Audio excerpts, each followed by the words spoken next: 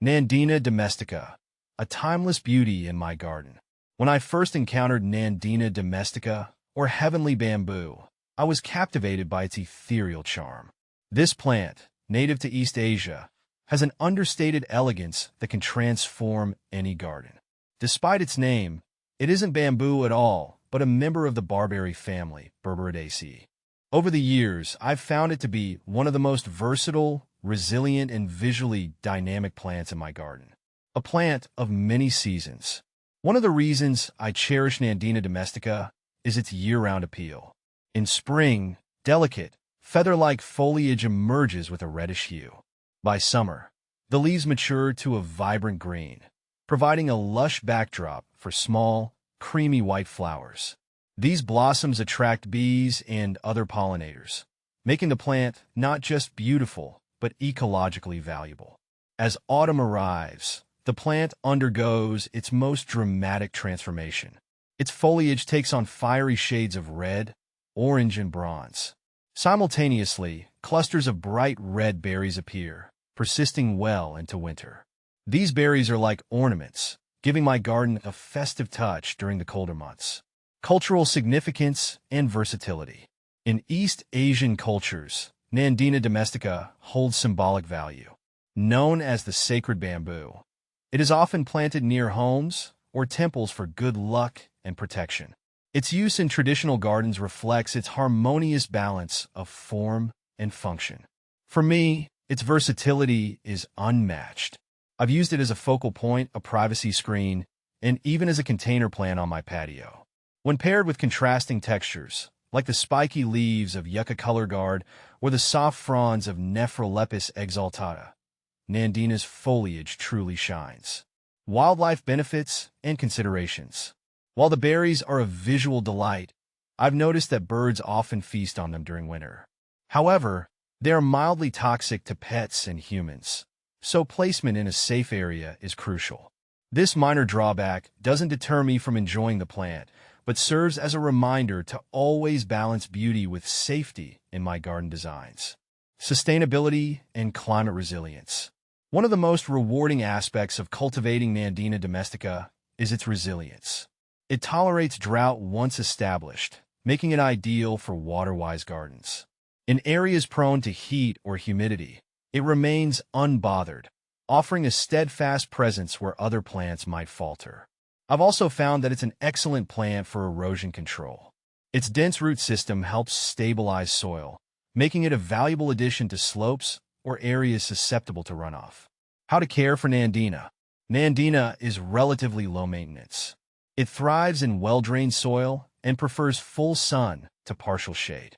Regular watering is essential, especially during dry periods. Fertilize in early spring with a balanced fertilizer to promote healthy growth. How to propagate Nandina. Propagating Nandina can be done through seeds, cuttings, or division. I prefer using cuttings for quicker results. Take semi-hardwood cuttings in late summer, dip them in rooting hormone, and plant them in a well-draining potting mix. Keep the soil moist and provide indirect light until roots develop. Are Nandina berries poisonous? Yes, Nandina berries are toxic.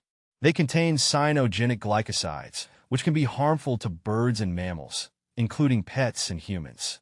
It's essential to keep the berries out of reach of children and animals. How to prune Nandina. Pruning Nandina is straightforward. Use sharp, clean pruning shears to remove any dead or damaged branches. Thin out overcrowded areas to allow light and air to penetrate. Prune the plant to maintain its desired shape and size. When to prune Nandina? The best time to prune Nandina is in late winter to early spring before new growth begins. This timing helps encourage robust growth and ensures the plant has enough energy to recover from pruning. Is Nandina invasive? Nandina can be invasive in some regions, particularly in the southeastern United States. Its berries are spread by birds, allowing it to establish in natural areas and outcompete native plants. Check with local authorities to see if Nandina is considered invasive in your area before planting. Do deer eat Nandina? Deer tend to avoid Nandina due to its toxic berries and unpalatable foliage. This makes it a good choice for gardens in areas with high deer populations. Is nandina evergreen? Yes, nandina is an evergreen shrub. It retains its leaves throughout the year, providing year-round interest in the garden.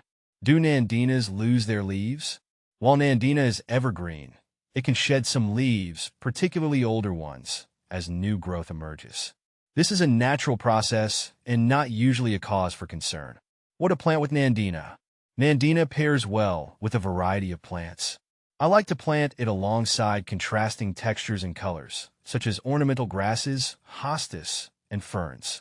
Its year-round interest complements flowering perennials like coneflowers and daylilies.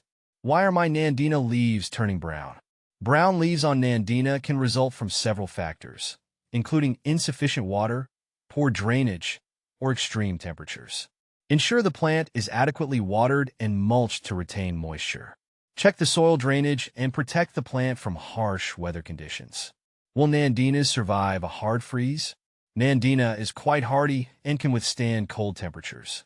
However, in regions with severe winters, it's a good idea to provide some protection, such as mulching around the base to insulate the roots. Do squirrels eat nandina berries?